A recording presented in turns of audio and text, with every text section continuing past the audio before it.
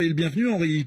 Bonjour Juan et bonjour à tous les auditeurs de la Radio Mondiale. Je suis ravi quand la technologie fonctionne. Des questions après les aveux de Glencore.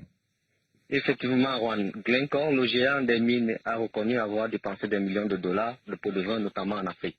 J'aimerais donc savoir dans quel cadre auraient été versés des pots de vin aux deux plus grandes entreprises publiques du Cameroun. Amélie Tullet est avec moi. Bonjour Amélie. Bonjour. Journaliste au service Afrique de RFI. Alors effectivement, il y a un peu plus de 2 semaines, Glencore a annoncé avoir trouvé un accord avec les tribunaux américains, britanniques et brésiliens pour clore les procédures engagées. Henri le disait à l'instant, Glencore a plaidé coupable. En effet, Glencore a reconnu avoir commis des actes de corruption, de fraude et de manipulation des prix sur les marchés pétroliers.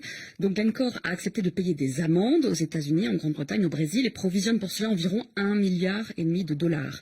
Donc les faits concernent plusieurs pays en Amérique latine et sur le continent africain. Pour l'Afrique, il y a le Cameroun, mais pas que le Cameroun, il y a aussi, on le rappelle, le Nigeria, la République démocratique du Congo, la Côte d'Ivoire et la Guinée équatoriale. Alors concrètement, de quoi s'agit-il, Amélie Tullet? Alors selon l'accord passé entre Glencore et la justice des États-Unis, le schéma de corruption sur lequel a porté l'enquête américaine commence aux alentours de 2004-2006 et dure jusqu'en 2016-2018 environ.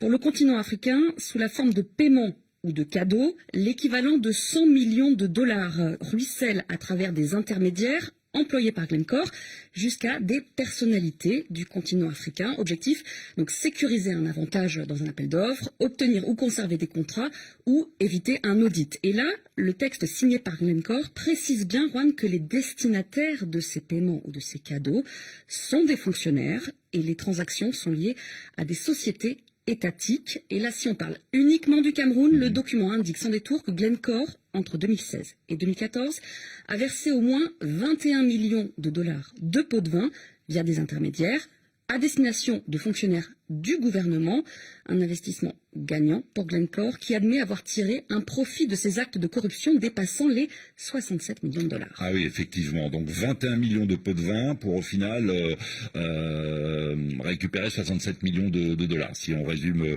en quelques mots la situation. Alors on le redit, Amélie Tullet, il y a le Cameroun, mais aussi des exemples au Nigeria, en République démocratique du Congo, en Guinée équatoriale, en Côte d'Ivoire également. On va parler du Cameroun, puisqu'Henri est sur place, évidemment, l'affaire des frais, la chronique.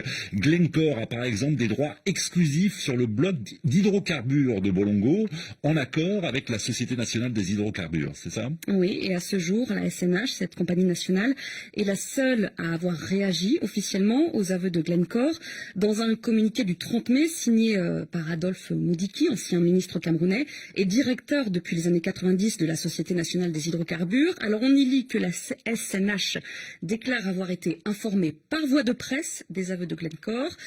La société affirme n'être ni de loin ni de près associée à de telles pratiques. Par ailleurs, précise-t-elle, strictement interdite par son règlement intérieur. Alors les autorités américaines et anglaises ont été saisies, peut-on lire encore, pour fournir des éléments qui permettraient d'établir la véracité de ces allégations.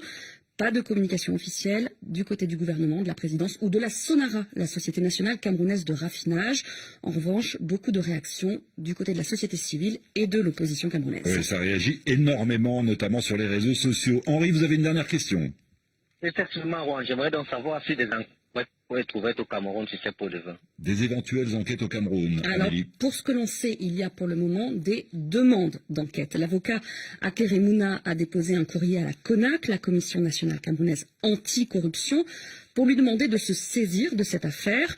Aker Mouna, fondateur de Transparency International, dit en résumé ceci: Glencore reconnaît avoir corrompu des agents de l'État camerounais. Donc la question n'est plus de savoir s'il y a eu ou non corruption, mais qui a été corrompu, quels contrats sont entachés de corruption et qu'est-ce que le pays, le Cameroun, et donc le contribuable, le citoyen camerounais, a perdu dans l'affaire.